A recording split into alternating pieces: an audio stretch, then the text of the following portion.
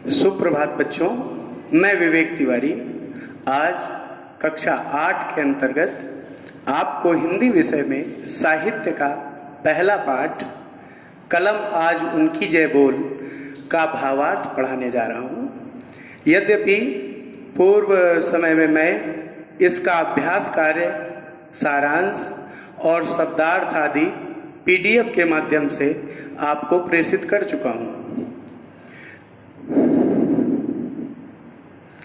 कलम आज उनकी जय बोल, जला अस्थियां बारी बारी, चिटकाई जिनमें चिंगारी, जो चढ़ गए पुण्य वेदी पर लिए बिना गर्दन का मोल, कलम आज उनकी जय बोल। इस प्रथम काव्यांश में कवि ये कहना चाहता है कि हे मेरी लेखनी, तू आज उन शहीदों की जय जयकार कर जिन्होंने अपना बलिदान दे करके अपनी अस्थियों को क्रमशः बारी बारी जला जला करके क्रांति की चेतना के रूप में एक चिंगारी फैलाई, जो अपने इस बलिदान का मूल्य लिए बिना ही बलि वेदी पर चढ़ गए। हे लेखनी, आज तू उन शहीदों की जय जयकार कर जो अगणित लघु द्वीप हमारे तूफानों में एक किनारे, जल जलाकर बुझ गए किसी दिन, मांगा नहीं स्नेह मुंह खोल, कलम आज उनकी जय बोल। जो अनगिनत, अगणित यानी असंख्य, जो असंख्य क्रांतिकारियों के रूप में एक छोटे छोटे दीपक के समूह के समान गुलामी की आंधी रूपी विषम परिस्थितियों में नदी की धारा के किनारे के तरह अलग अलग अपने अस्तित्व को खोते चले गए। हे लेखनी, जिन्होंने अपने उस बलिदान के रूप में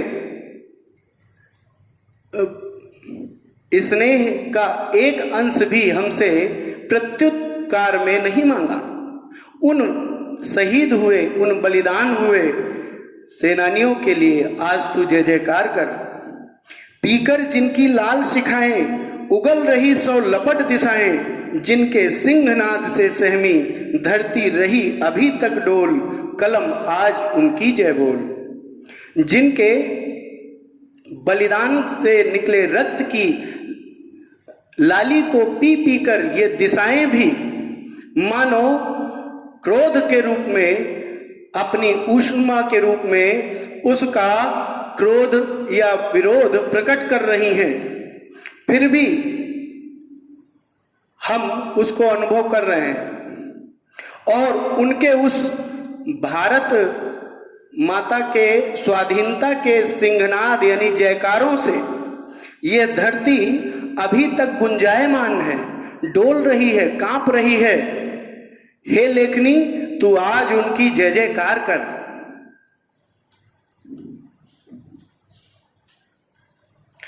अंधा चकाचौंध का मारा, क्या जाने इतिहास बेचारा, साखी हैं उनकी महिमा के सूर्य चंद्र भूगोल खगोल, कलम आज उनकी जय बोल।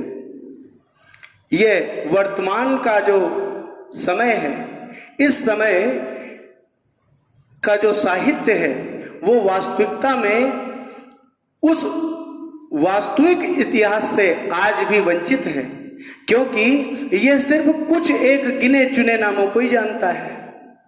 कितने लोगों ने बलिदान दिया, हमारे पास कितने नाम हैं? गिनती के कुछ एक नाम है, और उन कुछ एक नामों को ही हम केवल जानते हैं, क्योंकि हमारे पास इतना स्मरण सामर्थ्य नहीं है कि हम उन सारे बलिदानियों का बलिदान याद रखें और उनका नाम भी याद रख पाए। लेकिन कम से कम इस इतिहास की यह जिम्मेदारी, यह उत्तरदायित्व तो बनता है कि वह उस बलिदान को निरंतर सदा ज्यों का त्यों बना करके हमारे सामने प्रस्तुत करे। लेकिन यह बेचारा तो स्वयं ही आज की इस वर्तमान चकाचौंध में डूबा हुआ है। यह क्या जाने, क्योंकि वास्तविकता यह है कि इतिहास को जैसा बनाया गया वैसा ही दिखाया गया। जो बलिदानी थे कई असंख्य, उनका नाम तक नहीं है।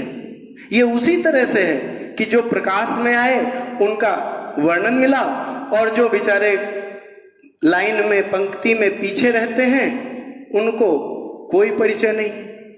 तो इस इतिहास की ये जिम्मेदारी है, ये उस चमक में, उस दमक में भटक गया है, लेकिन ये नहीं जानता है कि उन असंख्य बलिदानियों की बलिदान की महिमा का ये सूर्य, ये चंद्र, ये पूरी पृथ्वी, ये पूरा अंतरिक्ष साक्षी हैं। इसलिए हे लेखनी, तू आज उनकी जय जयकार कर। प्रस्तुत कविता में श्री रामधारी सिंह दिनकर जी ने यह बताने का उद्देश्य रखा है कि हम अपने बलिदानियों को याद रखें। अक्सर हम यह प्रश्न उठाते हैं, हमारे पास कुछ गिने चुने नाम आते हैं। हालांकि मैं ये नहीं कहता कि उनका बलिदान कम है या उनका नेतृत्व कम था, नहीं, उन्होंने बड़ा काम किया। लेकिन कवि यहां पर यह कहना चाहता है कि बलिदान सिर्फ एक नेता, एक अच्छे नेतृत्व की वजह से नहीं हुआ, बल्कि उस नेतृत्व से प्रभावित होकर के बहुत से